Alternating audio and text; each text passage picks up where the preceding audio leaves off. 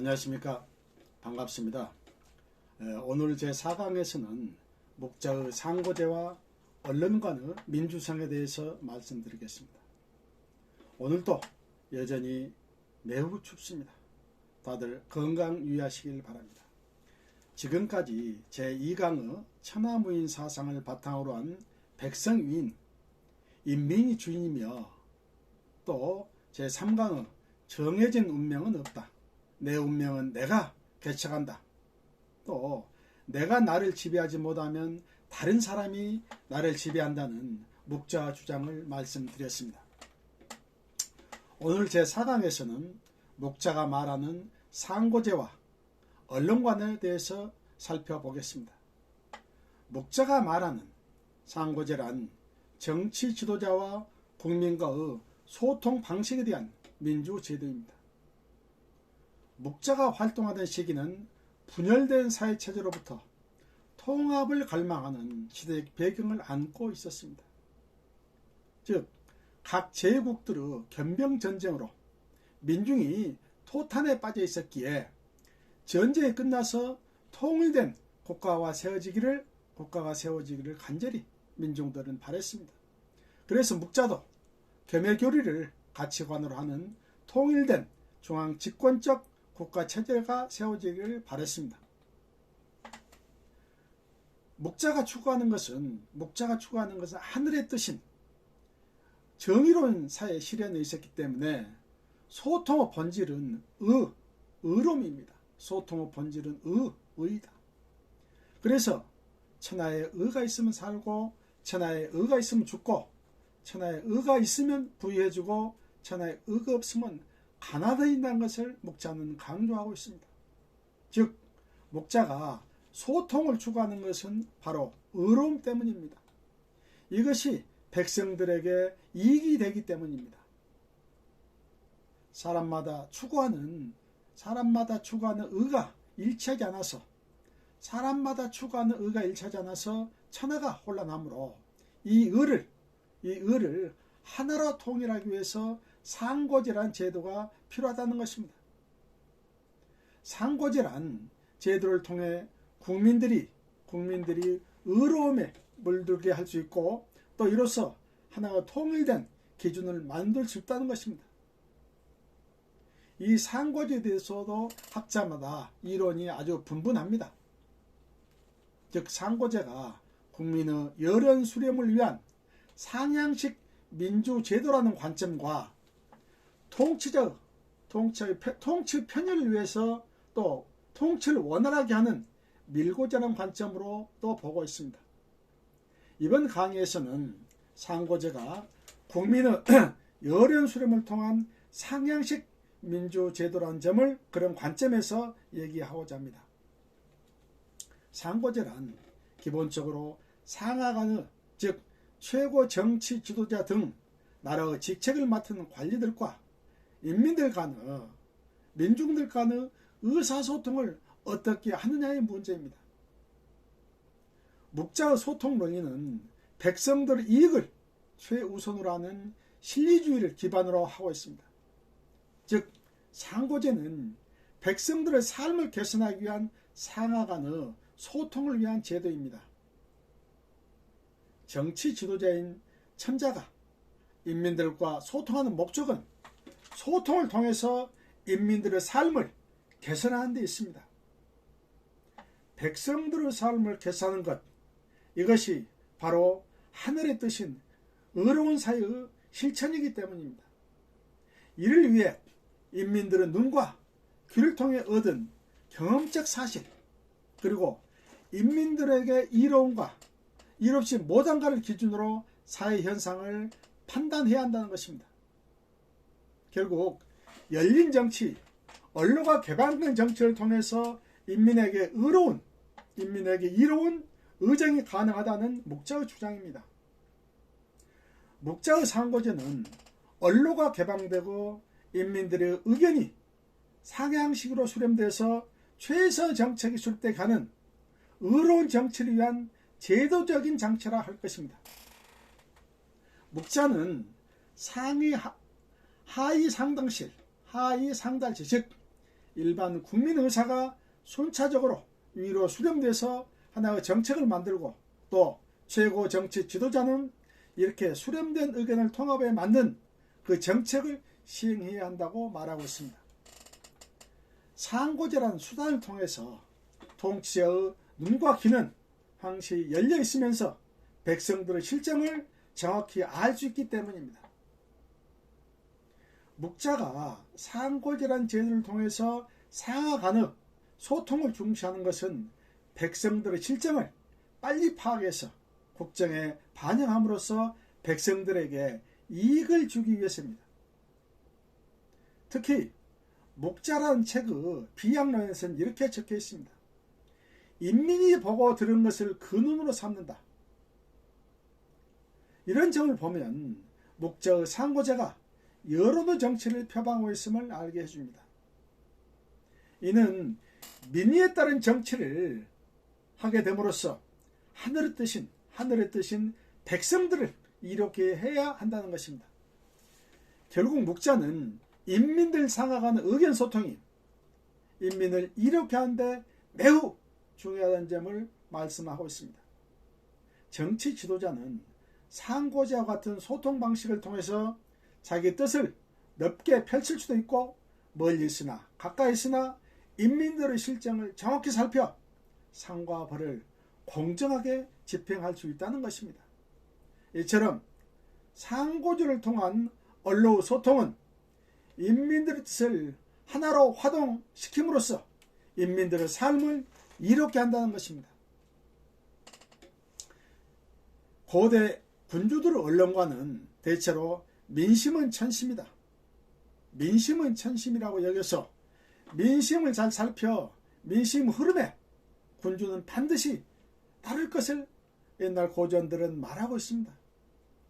옛 고전인 좌전에 따르면 내가 들은 바로는 나라가 흥하려면 반드시 민중에게 듣고 망하려면 귀신에게 듣는다고 했습니다. 우리 동양 고전을 통해서 정치 지도자들이 민심을 얼마나 중요시 여기는가를 여실히 알게 해주는 그런 글입니다. 민심을 따르되 귀신을 따르지 마라. 우리 한국 정치에서도 시사한 바가 굉장히 많은 글이라고 생각합니다. 하여튼 동양 고전에서는 두구절절 정치 지도자는 민심에 따를 것을 항시 강조하고 있습니다.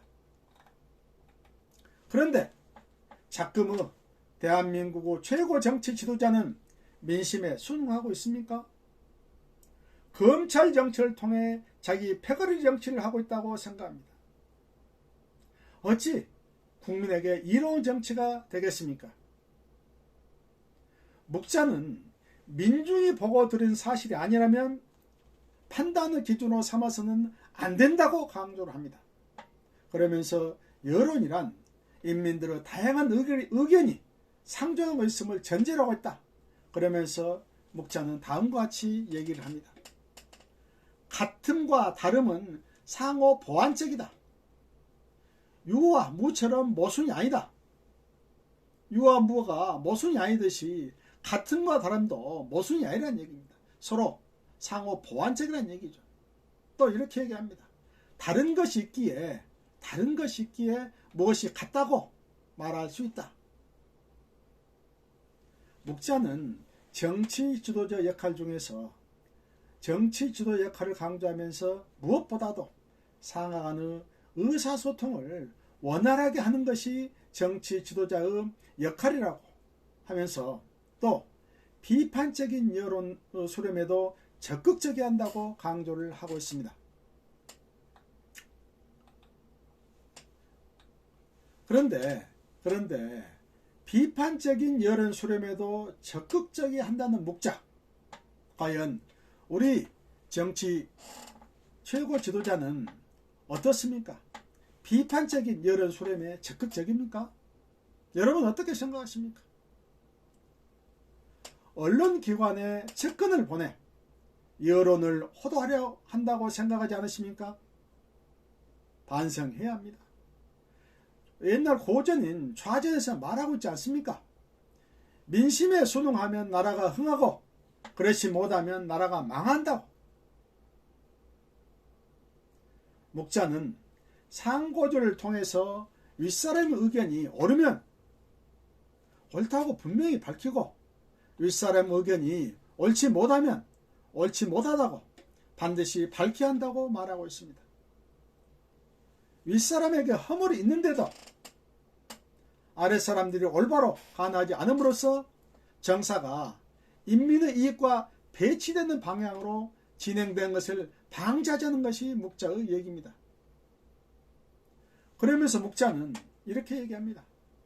군주에게는 반드시 군왕의 뜻을 거스리는 간쟁으로 나라와 사직을 보존하는 신하가 있어야 하고 윗사람에게는 정정당당히 고든 말을 하는 부하가 있어 의논을 하고 진지하게 논쟁하고 서로 경계하고 송사하면서 논단해야만 오랫동안 나라가 보존될 수 있다고 말하고 있습니다.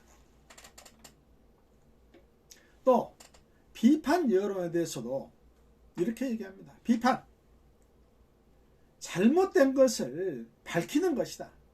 비판이란 잘못된 것을 밝히는 것이라는 얘기입니다. 그래서 비판하는 것을 그러다 하면 모수이다고 말하고 있습니다. 얼마나 명쾌한 얘기입니까? 비판이란 잘못된 것을 밝히는 것입니다. 또 비판 자체를 그러다 하면 잘못됐다는 얘기입니다. 정치 지도자는 비판 여론에 대해서도 적극적으로 수용하는 자세로 정사를 펼쳐야 한다고 누차 얘기를 하고 있습니다.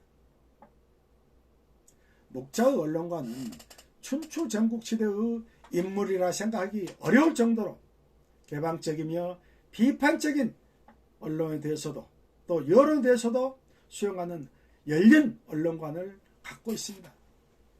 이와 같은 언론관을 가진 정치 지도자가 정사를 펴야 인민의 이익에 부합하고 하늘의 뜻인 의로운 정치를 할 수 있다는 것입니다.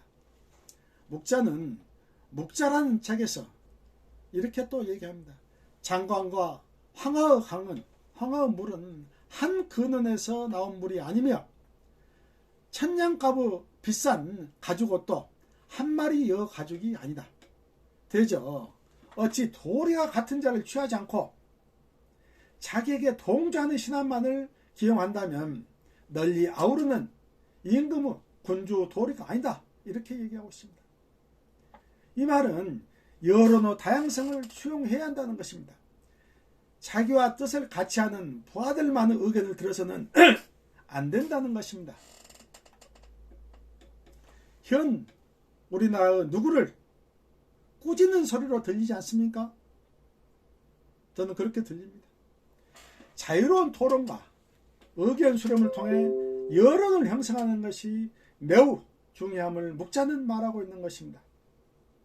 여러 사람의 각기 다른 의견들이 취합되어서 하나의 통일된 여론이 형성된다는 것입니다. 그래서 언론은 자유롭게 토론과 간쟁할 수 있도록 해야 한다는 것입니다. 목자가 이처럼 여론 및 그 형성 과정인 상고적 중요성을 설하는 이유는 인민들의 다양한 여론이 하나의 의견으로 통합됨으로써 굶주리고 헐벗고 이라고도 싫고 칠 수 없었던 그 당시 백성들의 삶이 개선된 것은 바로 이렇게 해야 된다. 이것이 지름길이다. 이렇게 생각했기 때문입니다. 이는 곧 백성 인민이 평등한 존재로서 자기 의사를 개진하면서 정치에 참여하게 되면 이것이 바로 서로에게 이익이 되기 때문이라는 것입니다. 이 말의 뜻하는 것은 사람마다 어렵다고 여기는 기준이 각각 다르기에 토론에 참여해서 그 기준을 통일하면 서로 간의 다툼이 조정되어 상호 이익이 된다는 것입니다. 목자 주장 중에서 매우 중요한 것 중 하나가 바로 차이를 인정한다는 것입니다. 이 차이는 사람마다 다른 기준을 인정하고 사람마다 기준이 다르다는 것을 서로 인정하고 이를 조정 통합에 나가는데 상고제가 중요하다는 것입니다. 그래서 묵자의 상동이라는 정치 제도도 사람마다 서로 의견이 다르기에 당연히 다르죠. 의견이 다르게 상간의 의사소통이 중요하다는 것이며 그래서 서로 협동하자는 것입니다. 묵자는 여론 수렴 과정 내에서 상고제를 주장했으며 이는 곧 서로 도와가면서 즉 협동해 가면서 살아가자는 상동이라는 정치 제도를 주장하게 되었던 것입니다. 현재 관점에서 보더라도 묵자 사상은 많은 점에 있어서 민주성을 내포하고 있습니다.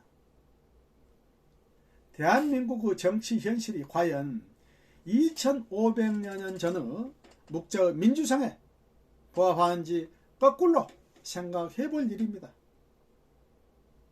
이상으로 우리는 묵자의 언론관과 상고제라는 제도가 민주성을 품고 있음을 살펴보았습니다. 제5강에서는 묵자 사상의 핵심인 의에 대해서 살펴보겠습니다. 고맙습니다. 구독을 꼭 눌러주십시오. 겨울이 시작되고 있습니다. 건강 챙기시길 바랍니다. 시청해 주셔서 감사합니다.